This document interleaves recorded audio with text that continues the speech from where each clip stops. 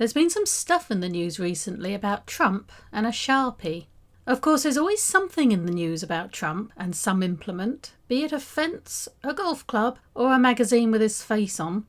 But this one seemed to me to be something even more ridiculous. It was so obvious. It was like the embodiment of that "Wasn't Me" song. I saw you do it. Wasn't me. It's like a child standing his ground saying he didn't eat that curly-whirly when there's chocolate all round his mouth. It's silly. It's an absurdist Monty Python sketch that they just wouldn't have filmed because it would just be too damn stupid. And yet, there it is, across all the news networks, a big, black, wonky ring of Sharpie across a nicely printed weather map. If only he'd used a white Posca pen, it might have been better. Now, I don't want to get all political with this. I don't want to make it about whatever he believes in or doesn't believe in, or people pretend to believe in and don't really believe in, and then they say they believe in, but they don't really believe in. I'm not getting into all of that. But I must admit, over the last year or so, when speaking to a client and wanting to get over a certain point about a certain kind of person, maybe acting in certain ways that are unhelpful or harmful to themselves, let alone to other people, I must admit the name Trump has come up as kind of an example of how not to be. And that's come up far too many times for it to just be a coincidence. So here I am in a counselling video discussing Trump. But there you go, he becomes, to my mind, a pretty good example, especially now with all this Sharpie business. It's how far it's gone, that's the thing. A mistake is one thing, we all make them. Personally, if I send out a tweet, I'll read it through and check my commas are right and that the spelling's good before I even send it out. And I'm not even any kind of president. But still, even if you're being careful, you'll make mistakes. You'll get the wrong end of the stick, you'll misspeak or have the wrong information at the time. That's not a problem in itself, although you think that the president would learn how to use spell check at some point. But it's the inability to admit that there's a problem, that a mistake was made. That's the thing. Whole movie plots have been written around a mistake that no one would admit to, that just kept going until it fell into absurdity and hilarity ensues. But this isn't hilarious. This is real people's lives. Something our world of so-called reality TV seems to have forgotten. So, this one slip about a hurricane hitting Alabama that he just couldn't admit to and say sorry for has led to hilarious memes showing Sharpied in huge hands and huge crowds at inaugurations. And still it goes on. You get to the stage where how do you admit to it? That's normally the bit in the movie where the hero gets found out, learns his lesson and probably gets the girl. Don't get me started on that one. The truth is, this would all have been over and done with if he'd just said sorry, if he'd just had the ability to admit that he'd made a mistake. We might even have been able to conjure up some form of respect for that. But as it is, he is a child with chocolate around his mouth and we can all see it. Those willing to look, that is. Some people around him don't want to admit his mistakes either, because they've invested in him. And to admit that he mucked up would then, they believe, have a derogatory effect on themselves and be their own mistake. They don't want to admit a mistake either. There is a bravery in facing the truth, because the truth can hurt. It can be embarrassing. And by admitting to the truth that something is wrong, it means that you have to go and do something about it. It's the elephant in the room, and as soon as someone points out the elephant, somebody has to clean up the mess. Much better, so it seems, to hide under the duvet or just pretend it's not there. Another aspect is admitting that you were wrong. There's so much attached to that you've made a mistake, that you're not perfect, that you cocked it up. Admitting to these things is admitting something about yourself. Sometimes people will suffer all kinds of discomfort instead of admitting they were wrong. From buying a pair of trousers everyone said was the wrong size, to voting an egotistical idiot into office. Naming no names.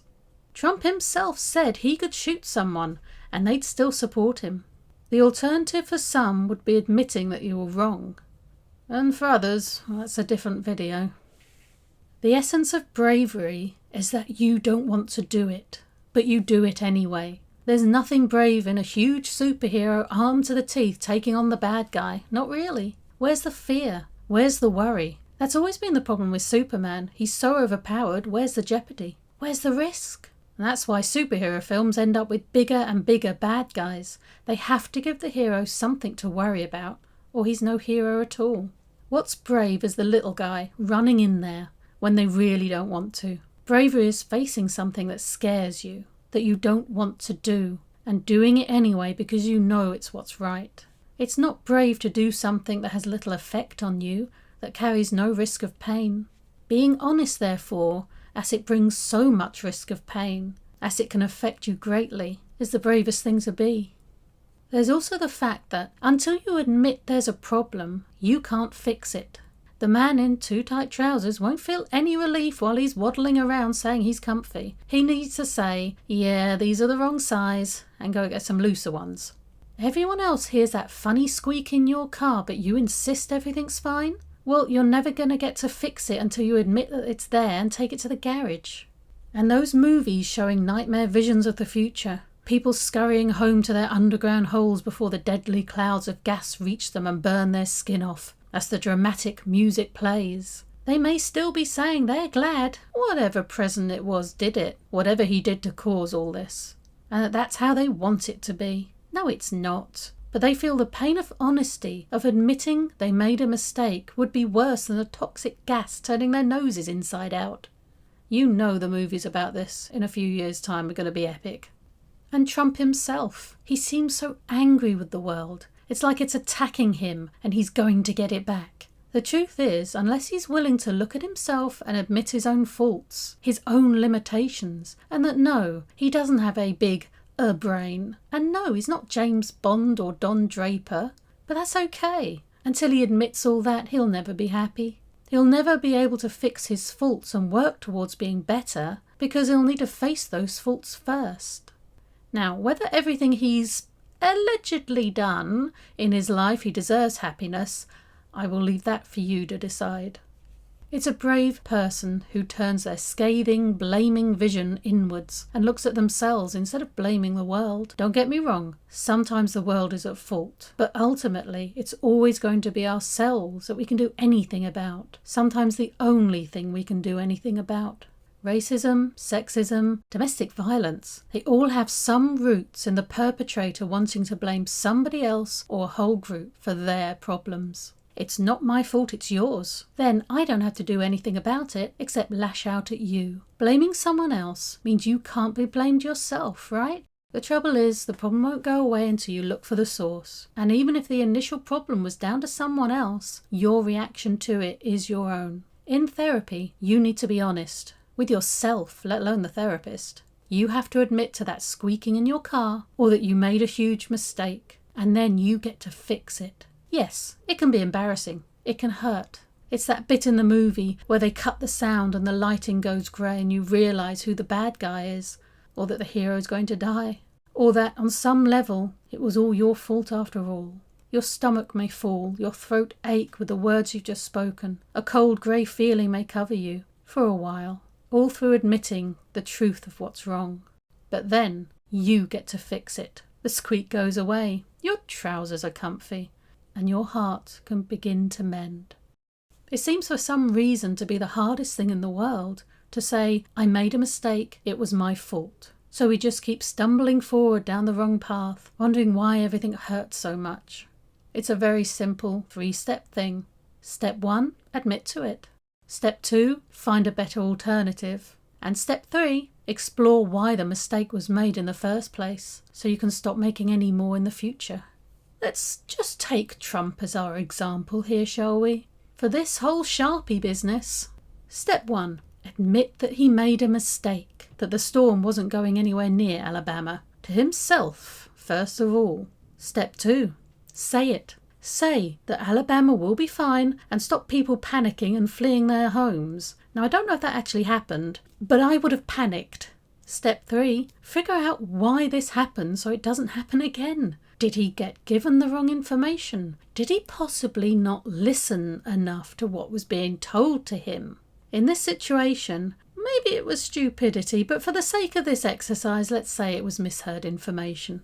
Now, to take that to another example, let's say somebody is in a job where they are miserable. They find everything else in their world grey. They can't seem to get on with their relationship. They're arguing with their partner, who they love, and they can't bear it. They're even shouting at the dog. Step 1, admit to it. Admit that that is the problem. It may be difficult. It may seem like the hugest Mount Everest to get over. But step 1, you have to admit to what the problem is. Now that's quite a simple problem, if you think about it. Another problem could be that in the past you did something wrong. In the past, maybe your parents or the people around you did something wrong. There are bigger mountains to climb, but they are all started with the same first step. Admitting that that is what it is.